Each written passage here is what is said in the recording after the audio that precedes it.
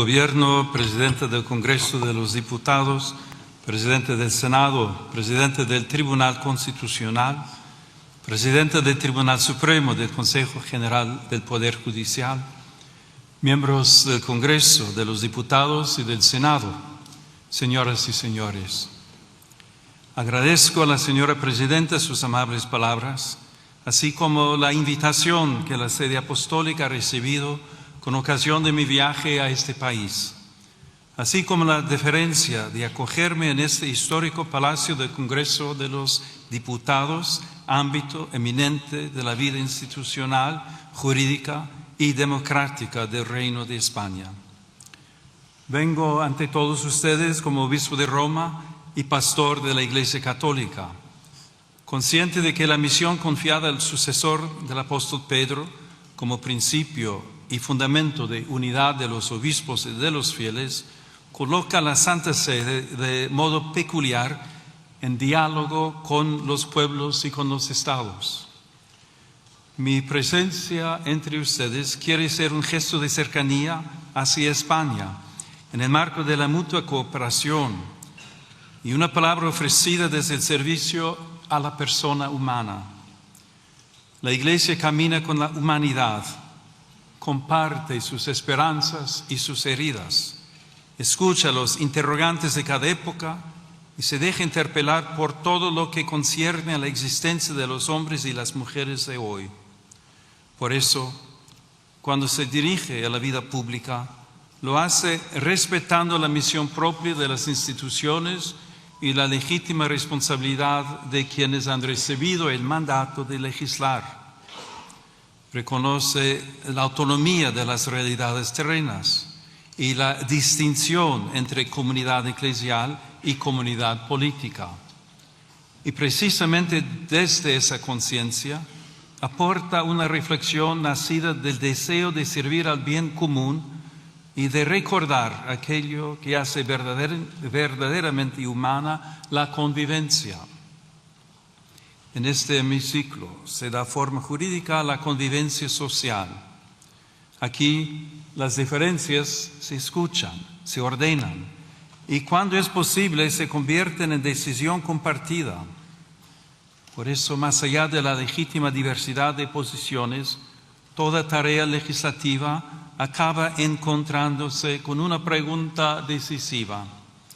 ¿Qué concepción de la persona humana inspira las leyes y qué tipo de sociedad construye esas leyes? Ante esta cuestión, España posee una memoria particularmente rica. Su identidad geográfica y política se ha ido entretejiendo con una historia en la que la fe y la razón, el arte y el derecho, la tradición y el pensamiento han sabido encontrarse fecundamente en sus catedrales y universidades, en su literatura inmortal, en sus instituciones jurídicas y en el ánimo mismo de su pueblo permanece viva una herencia que ha dado forma a un modo de vivir la libertad, practicar la justicia y ordenar la vida común. Desde las páginas universales del Quijote, donde Cervantes proclamó que la libertad es uno de los más preciosos dones que a los hombres dieron los cielos, hasta la hondura espiritual de Santa Teresa de Ávila, y desde la gran tradición jurídica española hasta la inquietud metafísica de Unamuno, que recordaba que el hombre no se resigna a morir del todo, España ha sabido mirar al ser humano como algo más que una pieza del orden social, económico, político. Lo ha reconocido como criatura abierta a la verdad, dotada de libertad y movida por una sed de eternidad que ninguna realidad temporal logra extinguir. En una palabra, como alguien cuya dignidad precede a toda utilidad y a cuyo servicio está sujeta la acción legislativa. Por eso, al hablar hoy de la persona humana, esta memoria conduce naturalmente a Salamanca y al pensamiento que allí maduró. La presencia simbólica en esta sala de los reyes Isabel y Fernando remite a aquel momento en que España quedó situada ante responsabilidades históricas de alcance universal. Pocos años después, Salamanca habría de asumir con singular lucidez la reflexión moral y jurídica que ese escenario reclamaba.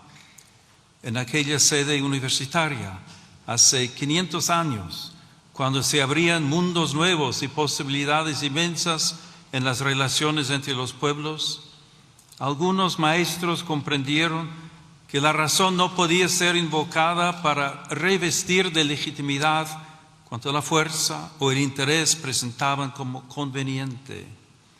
Introdujeron así en el discernimiento histórico la pregunta por el valor irreductible de todo ser humano y los límites morales del poder.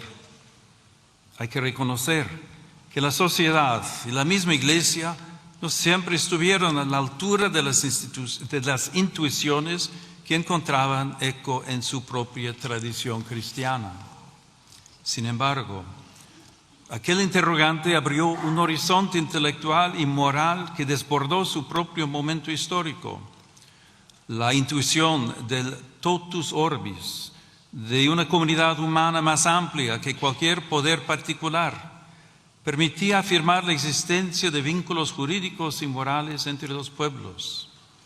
Desde España, la reflexión de la Escuela de Salamanca y de manera particular Fray Francisco de Vitoria, junto con otros dominicos jesuitas, contribuyó a formar una conciencia jurídica y moral capaz de recordar que la autoridad lleva siempre consigo una responsabilidad y que todo ser humano debe ser reconocido como sujeto de derechos y deberes. Ese anhelo sigue hablando también hoy, que la dignidad, la justicia y el bien común sean la medida de las relaciones sociales, tanto a nivel nacional como a nivel internacional. Esta es una de las grandes herencias de España, haber unido la acción histórica con la lucidez de la razón moral. Aquella contribución, nacida a orillas del Tormes, trascendió las aulas y las bibliotecas y llegó a formar parte de una conciencia más amplia, compartida por la comunidad internacional que sigue preguntándose cómo construir la paz sobre el reconocimiento de la persona y no sobre la imposición de la fuerza. Ese legado vive también en estas Cortes, cada vez que el legislador se pregunta cómo hacer que lo posible sea justo, que lo legal sea verdaderamente humano y que la voluntad de la mayoría custodie aquellos bienes que pertenecen a todos y respete aquello que ninguna mayoría puede legítimamente vulnerar. La pregunta salmantina sigue acompañando la tarea de quienes sirven a la vida pública. Hoy, los nuevos mundos que se abren ante nosotros ya no se dibujan en los mapas, se despliegan en la técnica, en la economía, en la biomedicina y en el universo digital, donde el poder humano alcanza ámbitos cada vez más delicados de la vida personal y social. El progreso ofrece posibilidades admirables y hoy lo vemos en modo singular en el desarrollo de la inteligencia artificial y las nuevas tecnologías. Como he recordado en mi reciente encíclica, la tecnología en sí misma no es neutral porque toma el rostro de quien la concibe, la financia, la regula y la utiliza. Por eso, ante las transformaciones de nuestro tiempo, nuestro discernimiento debe centrarse en qué lugar ocupa la persona humana en nuestras decisiones y cómo se plantean hoy de manera nueva la dignidad del trabajo, la solidaridad, la política social y el bien común. Este discernimiento comienza por una afirmación primera. Toda sociedad auténticamente justa se edifica sobre el reconocimiento de la dignidad inviolable de la persona humana. Tal dignidad precede a toda concesión del Estado y no puede quedar subordinada a consensos sociales mudables o al vaivén de las mayorías de cada momento. Pertenece a todo ser humano por el hecho mismo de existir y por eso debe orientar todo ordenamiento jurídico positivo. La fe cristiana la proclama a partir de la revelación.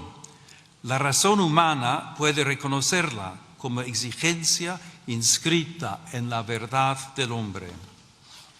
Cuando esta convicción permanece viva, el derecho se convierte en amparo de todos y en garantía frente a la imposición de intereses y agendas particulares.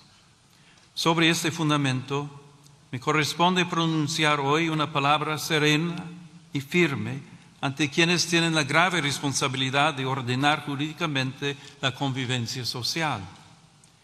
Esta convivencia puede verse amenazada por la cultura del descarte, como tantas veces advirtió el Papa Francisco. En este sentido, si la vida deja de ser reconocida como un valor fundamental, ¿qué futuro pueden tener nuestras sociedades? ¿Puede llamarse plenamente justa una comunidad que deje en la sombra al niño aún no nacido, al anciano, al enfermo, a quien sufre en silencio o a quien depende enteramente del cuidado de los demás? La defensa de la vida humana no es una cuestión parcial ni un interés confesional, es una meta de civilización. Toda vida humana debe ser reconocida y custodiada desde su concepción hasta su ocaso natural, en cada circunstancia de su existencia. Cuando esta certeza se oscurece, los más vulnerables son las primeras víctimas y la ley pierde su significado más profundo, servir y proteger a cada persona. Por eso la grandeza moral de una nación se manifiesta sobre todo en su capacidad de acompañar, proteger y amar aquellas vidas que atraviesan mayor fragilidad. El bien común es, en cierto modo, la forma social de la dignidad humana. No consiste en la mera suma de intereses particulares, sino en el conjunto de condiciones de la vida social que hacen posible a las asociaciones y a cada uno de sus miembros el logro más pleno y más fácil de la propia perfección.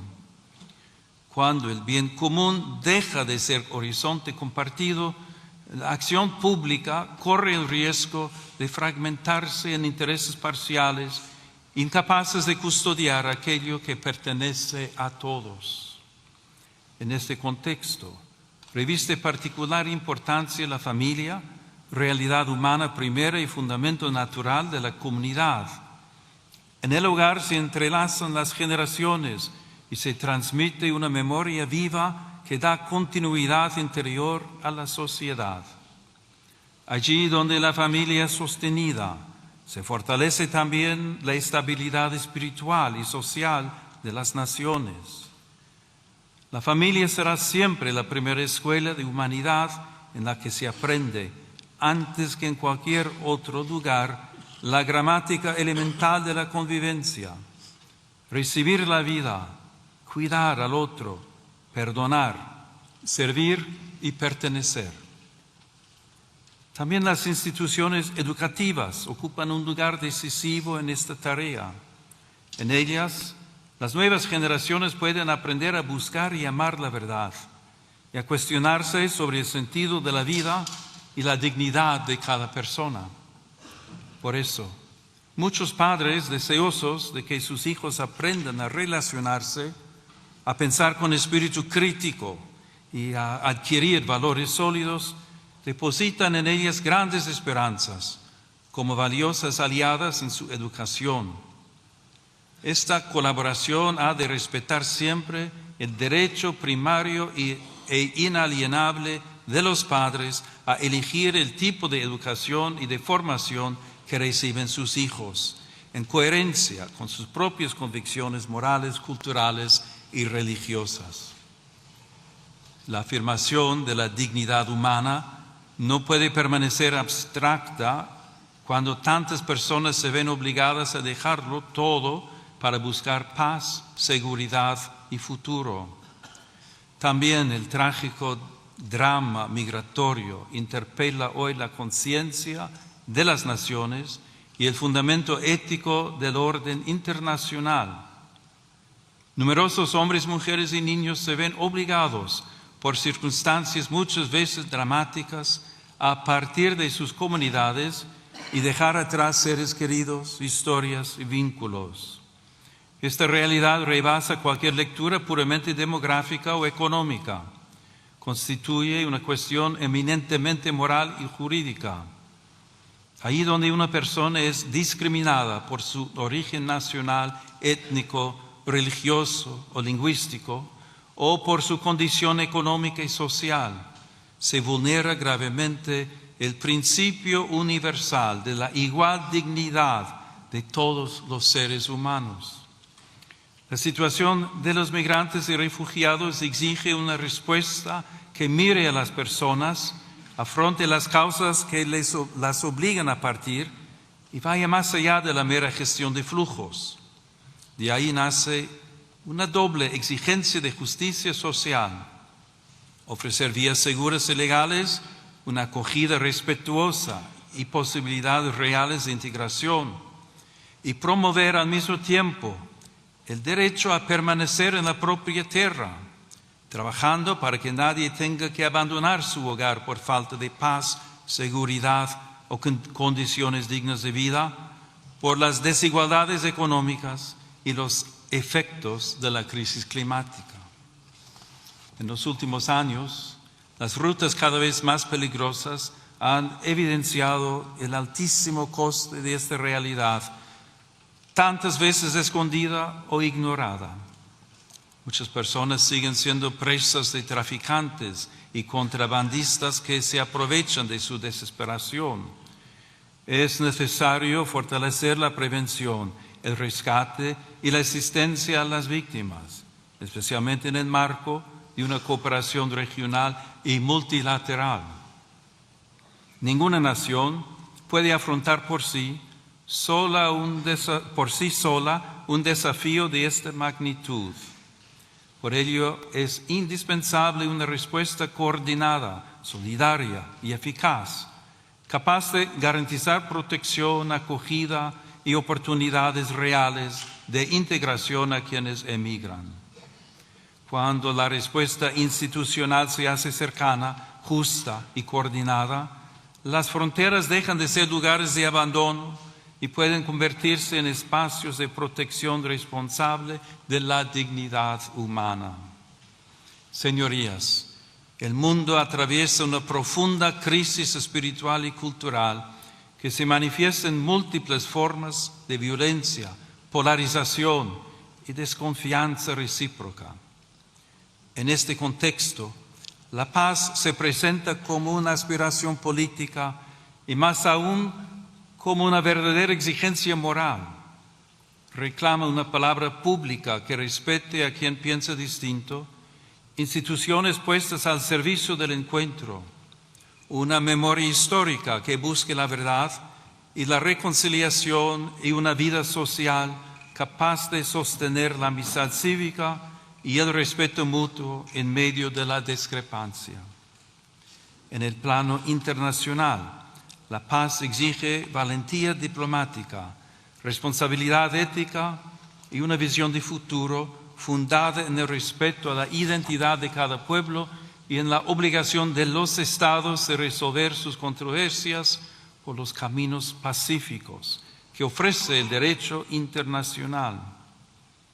Toda guerra constituye, en última instancia, una dolorosa derrota de la capacidad de negociar y también de aquella conciencia común de la humanidad que reconoce vínculos de justicia entre las naciones. Las armas pueden imponer un silencio temporal, pero nunca podrán edificar una paz auténtica y duradera. Por eso, preocupa que en diversos lugares del mundo y también en Europa vuelva a presentarse el rearme como respuesta casi inevitable ante la fragilidad del escenario internacional. La verdadera seguridad, en cambio, nace de la justicia, del diálogo paciente, del respeto al derecho internacional y de una política capaz de poner la vida de los pueblos por encima de los intereses que se benefician de la guerra. También el desarrollo de las nuevas tecnologías y de la inteligencia artificial en el ámbito militar exige una vigilancia ética rigurosa para que las decisiones sobre la vida y la muerte nunca sean descargadas sobre automatismos ni sustraídas a la responsabilidad moral de la persona humana. La comunidad internacional está llamada a redescubrir el valor indispensable del diálogo como camino paciente hacia acuerdos justos y duraderos, fundados en el respeto a los tratados, en la transparencia de la acción diplomática y en la voluntad sincera de anteponer la paz al recurso a la fuerza. De ahí nacen la confianza y la esperanza. Como recuerda el lema de la Unión Europea, in varietate concordia, la unidad verdadera no uniforma, sino que cohesiona en la diversidad, haciendo de las culturas, sensibilidades y tradiciones una ocasión de enriquecimiento mutuo. Asimismo, dentro de las propias sociedades es urgente construir una cultura de la reciprocidad.